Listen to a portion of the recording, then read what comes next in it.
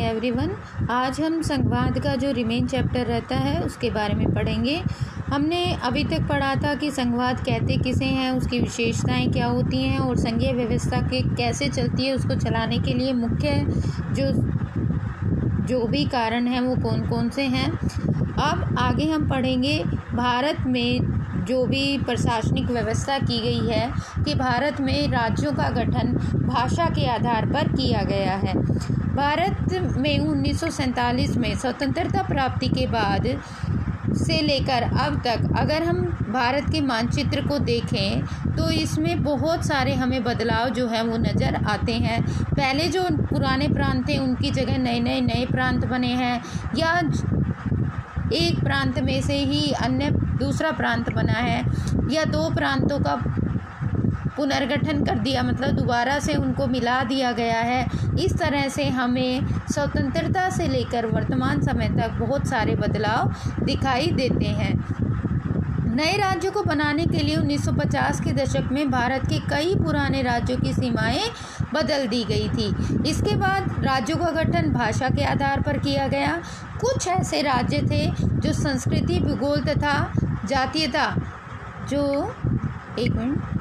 जो संस्कृति यानी कि वहाँ के कल्चर, वहाँ की जियोग्राफिकल फीचर्स, वहाँ की एथनिसिटी यानी कि वहाँ पर रहने वाले लोगों की जो जाति धर्म के आधार पर भी कुछ राज्यों को वहाँ पर बनाया गया, जैसे कि इसमें नागालैंड, उत्तराखंड, झारखंड आदि राज्य सम्मिलित हैं। जब भाषा के आधार पर राज्यों के गठन की बात उठी तो राष्ट्रीय नेताओं को डर था कि इससे देश टूट जाएगा। यानी कि अलग अलग भाषा के आधार पर वो लोग एक दूसरे से अपने आप को भिन्न समझेंगे, एक दूसरे के विरुद्ध हो जाएंगे, उनके अंदर जो मतलब असमानता की जो खाई है वो बढ़ती जाएगी। लेकिन ऐसा नहीं हुआ, इसके विपरीत बल्कि भाषा के आधार पर राज्य मतलब जो प्रशासनिक कार्य थे वो और भी आसान और सुगम हो गए।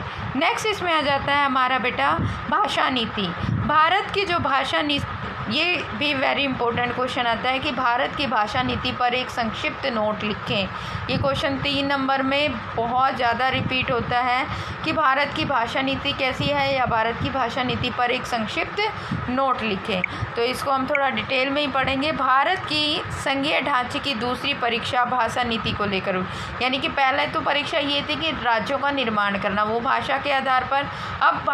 अब जो भारत की भाषा नीति कैसी अपनाई गई, भारत में हिंदी को राजभाषा माना गया है और हिंदी जो है वो मतलब पूरे जो भारतीय हैं उसमें से सिर्फ 40% जो भारतीय हैं उनकी मातृभाषा हिंदी है। बाकी अन्य जो हमारे साउथ के या ईस्टर्न स्टेट हैं उनकी भाषा नहीं है वो। तो इसलिए भारत में एक ऐसी भाषा नीति, हिंदी को राजभाषा का दर्जा दिया गया है, साथ ही साथ अन्य 21 भाषाओं को अनुसूचित भाषा का दर्जा दिया गया है। उन्हें संविधान की 8वीं अनुसूची में रखा गया है और टोटल हिंदी के साथ 22 भाषाओं को मान्यता प्रदान की गई है। इसमें किसी भी मतलब भाषा या उसका बोलने वाला मतलब जो भी केंद्र का मान लो कोई भी कैंडिडेट है वो अगर केंद्र की सेंट्रल गवर्नमेंट की कोई भी किसी भी पद के लिए परीक्षा दे रहा है तो ये उसके लिए ज़रूरी नहीं है कि वो सिर्फ हिंदी में ही परीक्षा दे या इंग्लिश में दे। वो अन्य किसी भी भाषा में, जो 22 भाषाएं मान्यता प्राप्त हैं उनमें से किसी में भी वो परीक्षा दे सकता है, बशर्ते उम्मीदवार को विकल्प के रूप में चुने राज्यों की भी अपनी राजभाषाएं होती हैं। मान लो कोई साउथ का कैंडिडेट है और वो सेंट्रल गवर्नमेंट की कोई परीक्षा दे रहा है तो ऐसा कंपल्सेशन नहीं है कि वो हिंदी और इंग्लिश में दे, वो अपनी तमिल, तेलुगु, मलयालम किसी भी भाषा में भी परीक्षा दे सकता है। दूसरा, श्रीलंका के ठीक उलट हमारे देश में नेताओं ने हिंदी उपयोग को बढ़ावा देने के मामले में बहुत सावधानी भरा व्यवहार किया। संविधान के अनुसार सरकारी कामकाज की भाषा के तौर पर अंग्रेजी का प्रयोग 1965 में बंद हो जाना चाहिए था, लेकिन ऐसा नहीं हुआ क्योंकि जो हमारे दक्षिण भारत के राज्य थे वो गैर हिंदी भाषी राज्य थे और उनके लिए अंग्रेजी बोलना आसान था। तो इसलिए इस फैसले को, यानी कि जब हमारा देश आज़ाद हुआ और संविधान लागू हुआ, उसमें ये कहा गया था कि 1965 के बाद अंग्रेजी का जो है प्रचलन बंद कर दिया जाएगा और राजनीतिक कार्यों की जो भाषा रहेगी वो हिंदी रहेगी। लेकिन फिर क्या हुआ कि ऐसी परिस्थिति को देखते हुए आज तक जो सरकारी कामकाज की भाषा है वो अंग्रेजी भी चलती आ रही है, उसको बंद नहीं किया गया है। तो भारत की भाषा नीति ऐसी अपनाई गई है जिसमें सभी भाषाओं को समान महत्व दिया गया है, उनको भी दूसरी अन्य भाषा बोलने वाले लोगों को भी बहुत सारी छूट या स्वतंत्रता दी गई है। तो इस तरह से भाषा के आधार पर किसी भी विवाद की स्थिति उत्पन्न नहीं होती है। नेक्स्ट हमारा आ जाता है इसमें केंद्र राज्य संबंध। स्वतंत्रता प्राप्ति से लेकर अब तक केंद्र और राज्य के संबंधों में बहुत ज़्यादा बदलाव आया है। जो सत्ता की साझेदारी की संवैधानिक व्यवस्था वास्तविकता में कैसा रूप लेगी, यह ज़्यादातर इस बात पर निर्भर करता है कि शासक और नेता किस तरह की व्यवस्था का अनुसरण करते हैं। देखो बेटा, देखो केंद्र सरकार में जिस भी दल की सरकार है, केंद्र में यानी कि सेंटर गवर्नमेंट सेंटर में जिस भी पार्टी की गवर्नमेंट है वो क्या करती है, जिन जिन राज्यों में उसकी पार्टी की गवर्नमेंट है उन राज्यों को वो अधिक स्वायत्तता या छूट या अधिकार देना चाहती है। लेकिन जिन राज्यों में, जैसे मान लो फॉर एग्जांपल अब सेंटर में हमारी बीजेपी की गवर्नमेंट है, तो जिन क्षेत्रों में जिन राज्यों में बीजेपी की ही सरकारें हैं और उन राज्यों के कंपैरिजन में जहां पर बीजेपी की सरकार नहीं है, ठीक है, उन राज्यों को ज़्यादा छूट मिलती है। अगर सरकार क्या करती है कि फॉर एग्जांपल हम यहाँ से इसको डिटेल में पढ़ते हैं, जब केंद्र और राज्य में अलग अलग दलों की सरकारें रही तो केंद्र सरकार ने राज्यों के, पहले ऐसा होता था यानी कि 1990 के दशक से पहले ऐसा था कि वहाँ पर अगर राज्यों में उनकी दल की सरकार नहीं है तो वो उनके अधिकारों को अनदेखी करती थी, उनके संवैधानिक प्रावधानों का दुरुपयोग करती थी और दूसरे जो दलों की सरकार राज्यों में होती थी उसको भंग करने के लिए काम करती थी। लेकिन 1990 के बाद की स्थिति काफ़ी बदल गई है। इस अवधि में देश के अनेक राज्यों में क्षेत्रीय दलों का और शक्तिशाली क्षेत्रीय दलों का उदय हुआ और यहीं से गठबंधन सरकार की शुरुआत का भी था। गठबंधन सरकार क्या होती है बेटा, जब किसी एक ही दल को स्पष्ट बहुमत प्राप्त नहीं होता है तो वो अन्य दलों के साथ गठबंधन करके या उनका समर्थन प्राप्त करके सरकार बनाता है, इसे हम गठबंधन सरकार कहते हैं। लोकसभा में स्पष्ट बहुमत नहीं मिला, इसके प्रमुख राष्ट्रीय पार्टियों, क्षेत्रीय दलों समेत अनेक पार्टियों गठबंधन बनाकर सरकार बनानी पड़ी। इससे सत्ता में साझेदारी और राज्य सरकारों की स्वायत्तता का आदर करने की एक नई संस्कृति पनपी। इस प्रवृत्ति को सुप्रीम कोर्ट के एक बड़े फैसले के बल मिला और इस फैसले के कारण राज्य सरकार को मनमाने ढंग से भंग करना केंद्र सरकार के लिए मुश्किल हो गया। नेक्स्ट इसमें आ जाता है बेटा हमारा, ये आपको कुछ एग्जाम्पल्स और कार्टून्स बनाकर दिए गए हैं कि किस प्रकार पहले 1990 के दशक से पहले जो राज्य थे वो केंद्र सरकार से ज़्यादा अधिकारों और शक्तियों की मांग करते थे। फिर गठबंधन सरकार में ये आया कि सभी क्षेत्रीय दलों से और उनसे समर्थन प्राप्त कर गठबंधन सरकार का निर्माण किया गया और 1990 के दशक के बाद की बातें हैं ये, और वो उन सब जिन दलों से बहुमत प्राप्त करता है वो उन सबको संतुष्ट करने के लिए जो भी हमारी केंद्र की सरकार होती है वो कार्य करती है। अब आ जाता है भारत की भाषाई विविधता। ये हम पहले भी पढ़ चुके हैं कि भारत में विभिन्न भाषाओं के बोलने वाले लोग हैं या विभिन्न ऐसे क्षेत्र हैं जहाँ पर अलग अलग भाषाएं बोली जाती हैं। भारत में जो इसमें मेन इम्पोर्टेंट चीज़ आ जाती है,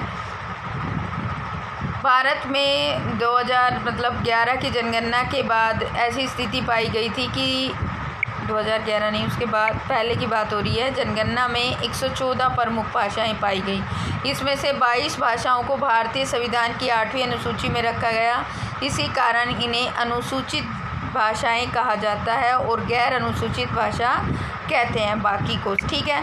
भारत में जब स्वतंत्रता प्राप्ति 2001 की जनगणना के आंकड़ों के अनुसार 114 जो भाषाएं थी उसमें अब भी 22 भाषाओं को किस में रखा गया है, भारत संविधान की 8वीं अनुसूची में रखा गया है और बाकी उन्हें अनुसूचित भाषाएं कहा जाता है। और जो भाषाएं नहीं हैं उसमें, जो संविधान के अनुसूची में नहीं है, उन्हें गैर अनुसूचित भाषा के रूप उसमें रखा गया है।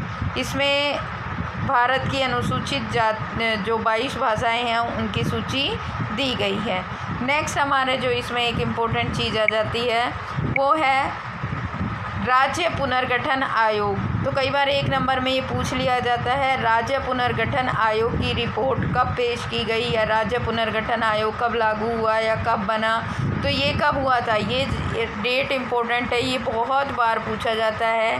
1 नवंबर 1956 को लागू किया गया था। राज्य पुनर्गठन आयोग की रिपोर्ट को आज से ठीक 50 साल पहले 1 नवंबर 1956 को लागू किया गया था और अपने दौर में अपने तरीके से अपने राष्ट्र के राजनीतिक और संस्थागत जीवन में एकदम बदल दिया था। इसमें गांधी जी और अन्य नेताओं ने अपने न्यायों से वादा किया था कि जब मुल्क आज़ाद होगा तो इस नए देश के नए प्रांत बनेंगे और भाषा के आधार पर प्रांतों का पुनर्गठन किया जाएगा। 1947 में मुल्क आज़ाद हुआ तो इसका बंटवारा भी हो गया। यानी कि अब इसमें ज़्यादा इम्पोर्टेंट नहीं है, बस इसमें ये चीज़ इम्पोर्टेंट आ जाती है यहाँ तक कि राज्य पुनर्गठन आयोग की रिपोर्ट को कब लागू किया गया, 1 नवंबर 1956 को लागू किया गया। अब आ जाता है भारत में विकेंद्रीयकरण। विकेंद्रीयकरण यानी कि भारत में सत्ता का बंटवारा किस प्रकार किया गया है। हमने अभी भी पढ़ा कि सरकार, संघीय सरकार में 2 या 2 से अधिक स्तर वाली होती है, केंद्र स्तर, राज्य स्तर या स्थानीय स्तर। अगर हम देखें कि भारत के प्रांत यूरोप के स्वतंत्र देशों से भी बड़े हैं, यानी कि भारत के स्टेट जो हैं हरियाणा, यूपी, ये सब ये क्या है, यूरोपियन कंट्रीज से बड़े हैं, यानी कि उसके स्टेट भी हैं वो कंट्रियों से बड़े हैं। महाराष्ट्र लगभग जर्मनी के बराबर है, हरियाणा जो है वो ये आपका इटली और इनसे बड़ा है। नेक्स्ट हमारा जो इसमें इम्पोर्टेंट चीज़ आ जाती है कि भारत में सत्ता का विकेंद्रीकरण, यानी कि जब केंद्र और राज्य सरकारें, एक मिनट बेटा, जब केंद्र और राज्य सरकार से शक्तियों को लेकर स्थानीय सरकारों को दी जाती हैं तो इसे सत्ता का विकेंद्रीकरण कहते हैं। ये वेरी इंपॉर्टेंट क्वेश्चन है बेटा आपका कि सत्ता के विकेंद्रीकरण से आप क्या समझते हैं। जब केंद्र और राज्य सरकार से शक्तियां लेकर स्थानीय सरकारों को दी जाती हैं तो इसे सत्ता का यानी विकेंद्रीकरण के पीछे बुनियादी सोच यह है कि जो भी हमारे स्थानीय मुद्दे होते हैं उनको स्थानीय जो सरकार है या लोग हैं वो अच्छे बेहतर तरीके से सुलझा सकते हैं। यानी कि इसमें क्या है सत्ता के विकेंद्रीकरण में कि कुछ पावर्स सेंटर गवर्नमेंट और स्टेट गवर्नमेंट से लेकर हमारी स्थानीय यानी कि लोकल गवर्नमेंट को भी दी गई। इसका कारण यह है कि लोगों को अपने इलाके की समस्याओं की बेहतर समझ होती है और वो उनकी अच्छी जानकारी होती है और वहाँ के जो विकास के कार्य हैं, मान लो अब फॉर एग्ज़ाम्पल अगर हम लेके चलें बेटा,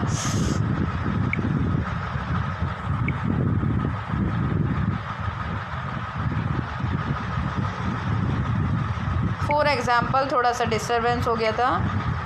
अगर हम लेके चलें बेटा कि जो हमारी लोकल गवर्नमेंट है यानी कि जो हमारी गांव की पंचायत से अगर हम लेके चलें कि जो हमारे गांव की पंचायत है वो अगर गांव का जो भी विकास कार्य है यानी कि गांव में सड़कें बनवाना है, लाइटें लगवाना है, नालियां बनवाना है, कुछ भी वो भी अगर हम स्टेट गवर्नमेंट को देते हैं तो वो उन स्टेट गवर्नमेंट के पास तो बहुत सारे गांव होंगे तो वो सभी की जिम्मेवारी इतनी अच्छी तरह से उन समस्याओं को सुलझाना उसको करवाना अच्छे से नहीं कर पाएगी। लेकिन जो गांव का जो सरपंच होता है मान लो तो उसको अपने गांव की अपने एरिया की बहुत अच्छे से समझ होती है तो वो उसके विकास के लिए सही ढंग से कार्य कर सकता है। इसलिए भारत में विकेंद्रीय सत्ता के विकेंद्रीकरण की स्थिति को अपनाया गया ताकि जो स्थानीय मुद्दे हैं उनको अच्छी तरह से सुलझाया और विकास के कार्यों को किया जा सके। विकेंद्रीकरण की ज़रूरत हमारे संविधान में भी स्वीकार की गई है। यानी विकेंद्रीकरण यानी कि सत्ता को बांट देना, ठीक है। केंद्रीकरण यानी कि इकट्ठा कर देना। तो विकेंद्रीकरण की तो शुरू से ही हमारे संविधान में भी बहुत ही ज़्यादा डिमांड रही है, यानी कि इसका जिक्र उसमें भी किया गया है। सभी राज्यों में गांव के स्तर पर ग्राम पंचायतों, शहरों में नगर पालिकाओं की स्थापना की गई। इनके पास न तो कोई अपना अधिकार था न संसाधन। इस प्रकार प्रभावी ढंग से सत्ता का विकेंद्रीकरण नाम मात्र का हुआ था। लेकिन वास्तविक विकेंद्रीकरण की दिशा में, एक मिनट बेटा, वास्तविक विकेंद्रीकरण की दिशा में एक बड़ा कदम 1992 में उठाया गया। 1992 में एक संविधान में संशोधन किया गया। ये भी कई बार पूछा जाता है कि 1992 के संशोधन के बाद तीसरे स्तर की जो सरकार थी वो किस प्रकार शक्तिशाली हो गई। तो पहले क्या था कि स्थानीय स्वशासी निकायों के चुनाव नियमित रूप से नहीं होते थे, लेकिन 1992 के संविधान के संशोधन के बाद से ये चुनाव हर 5 साल के बाद कंपलसरी कर दिए गए। दूसरा आ जाता है निर्वाचित स्वशासी निकायों के सदस्य तथा पदाधिकारियों के पदों में अनुसूचित जातियों और अनुसूचित जनजातियों और पिछड़ी जातियों के लिए सीटें आरक्षित हैं, यानी कि सीटें रिजर्व कर दी गई कि यानी कि जो भी जिनकी जो अल्पसंख्यक वर्ग हैं यानी पिछड़ी जाति के लोग हैं उन्हें भी प्रतिनिधित्व करने का मौका मिल सके। एक कम से कम 1/3 पद महिलाओं के लिए आरक्षित कर दिए गए ताकि महिलाओं को भी नेतृत्व का मौका मिले। हर राज्य में पंचायत और नगर पालिका चुनाव कराने के लिए राज्य चुनाव आयोग नामक एक स्वतंत्र संस्था गठित की गई, जिसका कार्य समय पर चुनाव कराना और सही ढंग से कराना है। राज्य सरकारों को अपने राजस्व अधिकारों का कुछ हिस्सा इन स्थानीय स्वशासी निकायों को देना पड़ता है। सत्ता में भागीदारी की प्रकृति हर राज्य में अलग अलग है। हर राज्यों की अपनी मर्जी है कि वो किस तरह से स्थानीय स्वशासी निकायों को अपनी जो है छूट उन्होंने दी हुई है। नेक्स्ट इसमें आ जाता है हमारा कि प्रत्येक गाँव में एक ग्राम पंचायत होती है और वह एक तरह की परिषद है, ठीक है बेटा, जिसमें कई सदस्य और एक अध्यक्ष होता है। सदस्य वार्डों से चुने जाते हैं, उन्हें सामान्यतः पंच कहा जाता है। कई बार 2 नंबर में भी पूछ लिया जाता है कि ग्राम पंचायत क्या होती है, तो यह एक मतलब गांव के स्तर पर एक प्रशासनिक इकाई होती है जो गांव मतलब एक इकाई होती है, एक संगठित इकाई होती है जिसके सदस्य वार्डों से जिन्हें पंच कहा जाता है चुने जाते हैं। इसका एक अध्यक्ष होता है और वो गांव के प्रशासनिक कार्यों को देखती है। तो ये पंचायत वाले तो मेरे ख्याल से आपको पता ही होगा। नेक्स्ट इसमें आ जाता है हमारा स्थानीय शासन का ढांचा, जिला स्तर, यानी कि जिले जो हमारी डिस्ट्रिक्ट आधार पर जो भी पंचायत या पंचायतों का गठन, जिसे हम पंचायत समिति या नगर पालिका या नगर निगम कहते हैं, उनका गठन किया जाता है। ये जो स्थानीय शासन वाली संस्थाएं हैं ये शहरों में काम करती हैं। इन्हें नगर निगम नगर पालिका के अतिरिक्त अधीन इनके नाम रखे जाते हैं। नेक्स्ट आ जाता है बेटा हमारा इसमें ये दूसरे देशों के एग्जाम्पल दिए हुए हैं इसमें, ठीक है। तो ये लेसन बेटा इसमें यहीं पर ख़त्म होता है। वेरी इंपॉर्टेंट ये लेसन है और आपको इसको डीपली सुनना भी है और एक बारी जब सेल्फ रीडिंग करोगे तो आपको ये बहुत अच्छे से समझ आ जाए।